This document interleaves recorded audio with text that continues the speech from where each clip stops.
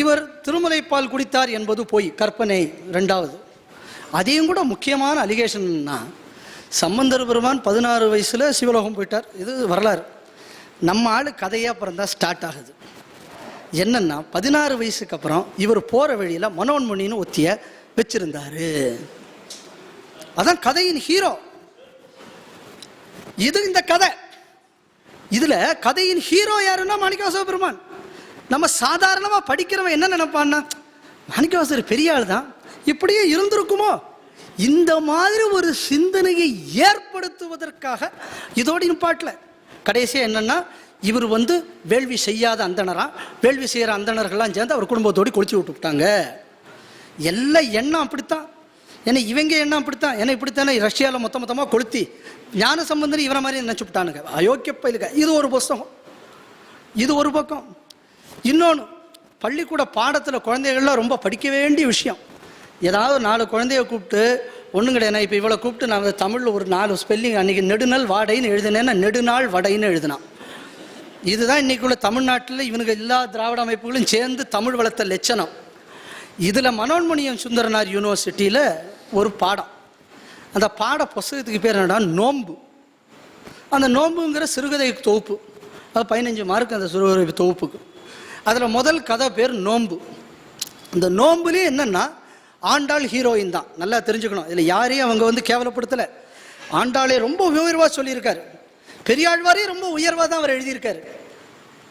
வல்லபதேவனையும் உயர்வாக தான் எழுதியிருக்காரு.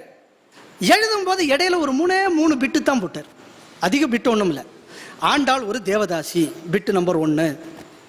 பெரியாழ்வாருக்கு தகாத முறையில் ஆண்டாள் பிறந்தாள், பிட் நம்பர் 2. வல்லபதேவராஜா ஆண்டாளுடன் படுக்க ஆசைப்பட்டார், பிட் நம்பர் 3. அவ்வளோதான், முடிஞ்சு வச்சு. கதையில் ஆண்டாள் தான் ஹீரோ. தமிழ் நாண்டிட்டேன். அதில் ஒரு 2 பாசுரம் வேற. அந்த 2 பாசுரம் வேற இடையில படிக்கிற சாதாரணமாக மேலெழுந்த வாரியாக படிக்கிறவன் நல்லா தானே எழுதியிருக்காரு. ஏன்னா நமக்கு தான் ஒரு இழவும் தெரியாத. நம்ம பாசுரமும் படித்ததில்லை, பாதிரியாரையும் படித்ததில்லை, நமக்கு தான் ஒரு இழவும் தெரியாத. இப்படி அங்கே ஒன்று. இது அந்த மோட்சமுல்லரின் விதையில் 2வது விதை. இதையும் கூட 3வது ஒரு முக்கியமான விதை. இது 3 வருஷத்துக்கு 6 வருஷம் முன்னாடி இதே மனோன்மணியம் சுந்தரனார் பாடத்திட்டம். ஒரு துலுக்கப்பையன் இருக்கு, அவன் பேர் ஈங்குலாப்புன்னு பேர். அவனுக்குள்ள ஔவையாருங்கிற நாடகம். இந்த நாடகத்தில் என்னென்னா, ஔவையாருக்குள்ள பெண்டிற்கழகு உண்டி சுருங்கல். இதில் என்னென்னா, ஔவையாரை பற்றி எல்லாம் நாடகம். இது அப்படியே ஔவையார் சொல்லிட்டு போகிறாங்களாம். உடனே ஊரில் இருக்கிற எல்லா பொம்பளைகளும் ஔவையாரை சுற்றிட்டு, நீ பெண்ணியத்திற்கு எதிராக சொல்லிவிட்டாயேன்னு ஔவையாரை கேள்வி மேலே கேள்வி கேட்குறாங்க. ஒன்று ஔவையார் அதுக்கு பதில் சொல்கிறாங்களாம். நல்லா தெரிஞ்சுக்கணும். தெய்வமாக இருக்கக்கூடிய ஔவையாரும் தவறு செய்தால் அவள் சொன்னதும் தவறு என்ன இருக்கிறது? நம்ம ஊரில் இந்த பட்டிமன்றம் எதுக்கு ஆரம்பித்தான்னா, நான் ராமனுக்கு மேலே நீங்கள் தெய்வம்னு வணங்குனீங்க, நீங்கள் பட்டிமன்றம் போடுறான். இவன் வாலியை பின்னாடி இருந்து குத்துனது சரியா, இவன் சீதையை நடக்க விட்டது சரியா, அப்படி நீங்கள் 4 கேள்வி கேட்கும்போது என்ன ஆகும்னு சொன்னா, ராமனுங்கக்கூடிய அந்த தெய்வத்திற்கு மேலே உள்ள பக்தி பாவம் நமக்கு குறைஞ்சு போகும். என்னைக்கு அந்த பக்தி பாவம் நம்ம விட்டு குறைஞ்சு போகுதோ, அன்னைக்கு இந்த மதத்தில் உள்ள ஒவ்வொரு விஷயத்தையும் நான் கேள்வி கேட்க ஆரம்பிப்பேன். இந்த மதத்தில் உள்ள ஒவ்வொரு விஷயத்தையும் நான் என்னைக்கு கேள்வி கேட்க ஆரம்பிக்கிறேனோ, அந்த நேரத்தில் இந்த மதத்திற்கு மேலே எனது ஆழமான பிடிப்பு தளரும். எப்போ பிடிப்பு தளர்றதோ சேடன் குடிபுகுவான், அப்படிதானையா? அப்போ மூதேவி குடிபுகும். இதுதான் மேக்ஸ் முல்லரின் ஸ்ட்ராட்டஜி இன்னைக்கு தமிழ்நாட்டில் நிலவில் இருக்கு. இந்த ஸ்ட்ராட்டஜி எப்படி? நான் முன்னாடி சொன்ன மாதிரி இங்கே உள்ளது அப்படியே எடுத்துக்கணும். கணேசன் அன்னைக்கு என்கிட்ட சொல்கிறேன், அவருக்குள்ள மாவட்டம் விழுப்புரம். அவங்க ஊரில் ஒரு கோவில் இருக்கான். என்னடா கோவில்னா, கோவில் சாமிக்கு அம்பாள் கோவில். என்ன அம்மன் பேர்? பெரிய நாயகி. யார் கட்டினார்? வீரமாமுனிவர் கட்டியிருக்காராம்.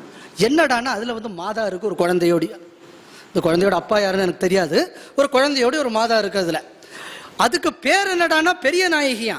ஏண்டா இந்த பேர் அப்படின்னா, விழுப்புரம் மாவட்டத்தில் உள்ள பெரும்பாலான சிவன் கோவில் உள்ள அம்பாளுக்குள்ள பேர் பெரிய நாயகி. அப்போ ஒரு சாதாரண ஹிந்துட்ட என்ன சொல்றாங்க, அதுக்கு அந்த நாயகியும் ஒண்ணுதான், இந்த நாயும் ஒண்ணுதான். நீ இந்த நாயை மாதிரி அந்த நாயகியை பாரு, அந்த நாயகியை மாதிரி இந்த நாயை பாரு. இவனுக்குள்ள ஒரு அப்பழுக்கற்ற பக்தி அங்கே கொல்லப்படுகிறது. இதை செய்தது யாரு? இந்த கோழை மாமுனிவர் என்பவன், பெஸ்கி. இவனுக்குள்ள முதல் பேர் தைரியநாதனா. அப்புறம் என்னடான்னா, தமிழ்ல பேர் வைக்கணும், அப்பதான் இங்க மாற்ற முடியும்.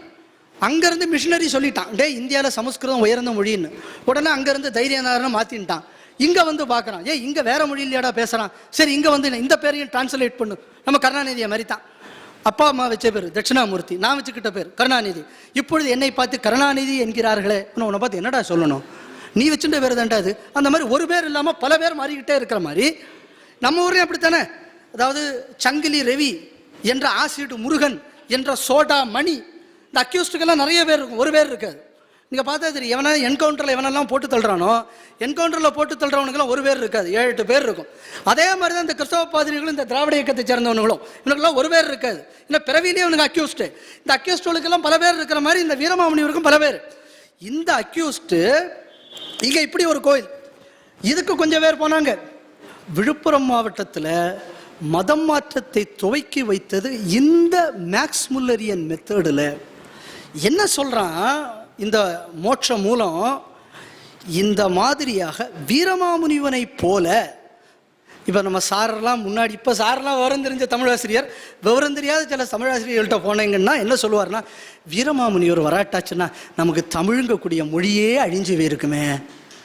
ஏண்டா வீரமாமுனிவர் வரத்துக்கு முன்னாடி என்ன தமிழ் அது ஒரு தூங்கிட்டு இருந்து இவர் வந்து எழுப்பியா விட்டார்.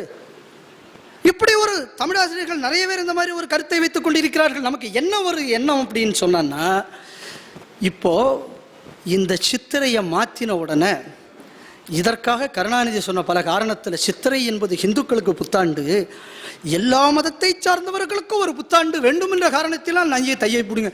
எந்த கிறிஸ்தவன்டா சர்ச்சில் தைக்கு பொங்கல் வச்சான்?